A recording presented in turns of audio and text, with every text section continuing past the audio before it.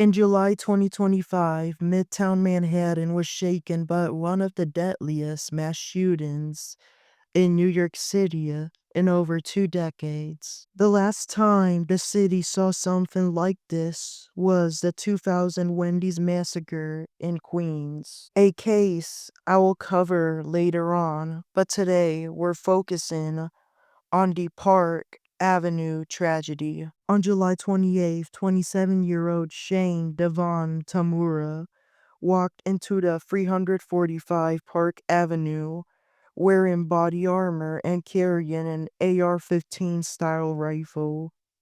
Within minutes, he turned the office tower into a crime scene. Tamura opened fire in the lobby, killing Diderot Islam, a 36-year-old off-duty NYPD officer who was working security.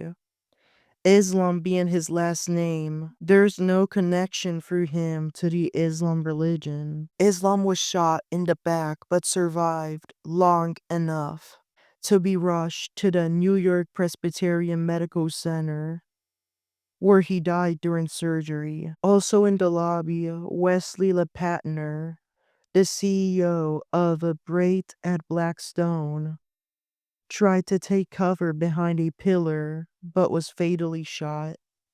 A security guard, Alain Etienne, was also killed near the elevator bank in the building. Tamara fired into the area, hitting an NFL finance employee who was seriously wounded but survived after surgery at the Bellevue Hospital in Manhattan. According to Police Commissioner Jessica Tisch, Tamara spied a woman who had been trapped in an elevator, letting her go before continuing upward.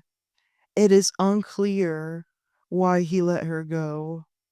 He rode the elevator to the 33rd floor, home to Rudin Management's offices, where he shot and killed Julia Hyman, a 27-year-old associate. Then Tamara barricaded himself and turned the gun to himself, dying by suicide from a self-inflicted gunshot wound in the chest. The response was massive, as victims were being rushed to Manhattan area hospitals.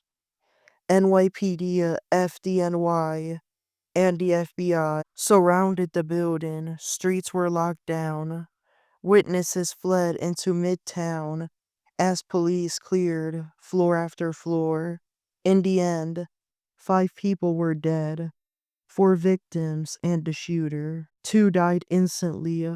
1 bled out on the scene. Officer Islam survived transport but did not survive surgery, and Tamara died by suicide at the scene. 3 others survived minor injuries while escaping and were treated immediately outside the building. The New York City office of the chief medical examiner in Manhattan took custody of the 4 who died on site, and as well the shooter. They confirmed the identities of the 4 victims through their work badges. The identity of Shane Tamura, the shooter, was identified through his personal ID, as well as his cause of death, confirmed through an autopsy. It was a suicide, and the office confirmed that someone else did not shoot him. He shot himself, and he bled to death within seconds. So who was the shooter? He was born in Hawaii, grew up in Santa Clarita, California, and had played high school football as a running back. Former teammates described him as a goofball and a good teammate. By 2025, he was living in Las Vegas and working in the surveillance department at Horseshoe Las Vegas, a casino owned by Caesars Entertainment, who run the Caesar Palace. He had a Nevada concealed carry license, an expired private investigator license, and a minor record, only for a misdemeanor for trespassing at the Red Rock Resort in 2023. However, this misdemeanor was later dropped. He was no serious offender. He also had a documented mental health history with psychiatric holds from 2024 and back to 2022. When Tamura drove across country in his BMW, he carried a revolver, magazines, ammunition, medication, and a backpack. He was spotted in Colorado on July 26, between Nebraska and Iowa on the 27th, and in Columbia, New Jersey on the 28th before arriving in New York City. Police believe he meant to target the NFL, whose headquarters occupy multiple floors at the 345 Park Avenue, but he chose the wrong elevator bank and ended up on the 33rd floor instead. However, he did get to shoot one of their finance people. In his back pocket, investigators found a suicide note where Tamura claimed football for causing him chronic trauma, encephalopathy, or CTE. He referenced Terry Long, a former NFL player who died by suicide in 2005 after drinking antifreeze. So CTE is a progressive brain disease caused by repeated head trauma. It leads to memory loss, constant confusion, impulse control issues, depression, and eventual dementia. In the suicide note, Tamura wrote, "Study my brain, please. I'm sorry, you can't go against the NFL. They'll squash you."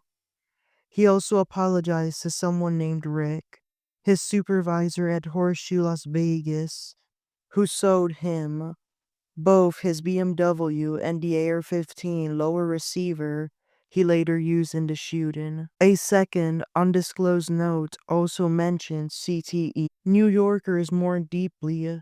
That night, a multi-faith vigil was held in Bryant Park. Mayor Eric Adams, Governor Kathy Hochul, Attorney General Letitia James, Police Commissioner Tisch, and religious leader joined hundreds of citizens, many religious leaders of all practices. Flowers, candles, and flags at half mast honored the victims. Officer Islam was saluted by both citizens and workers of the police force as he was moved out of the hospital. He was later posthumously promoted to detective first grade at his funeral. Fundraisers online for GoFundMe raised over $200,000 for his family. Meanwhile, President Donald Trump called the event a senseless act of violence, and Governor Hochul urged Congress to finally pass a national assault weapons ban. The family of Julia Hyman has retained private high-profile attorney Alex Spiro to investigate potential legal action against Rudin Management, the building's owner. They are examining whether security failures like elevator access or building safety protocols contributed to the massacre. So far, no formal lawsuit has been filed. In total, 5 lives were lost, and a city was reminded of how quickly violence can erupt in the most ordinary spaces. This was the deadliest mass shooting in New York City history since the Wendy's massacre in the year 2000, and a case that highlights issues of mental health, gun access, and corporate security in the heart of Manhattan. Next year, I'll cover, most likely, a lot more cases like this. But for now, we honor the victims: Didarul Islam, Wesley LePatner, Island Etienne, and Julia Hyman. And fun fact, Wesley LePatner, the CEO of Blackstone, the real estate company, had Luigi Mangione supporters do memes of her. She was known for constantly evicting people, which caused frustration towards communities. Therefore, Since she got murdered, just like the United Healthcare CEO, people made memes saying she got Luigi'd. Thank you for listening. Take care and have a good rest of your day. New York strong.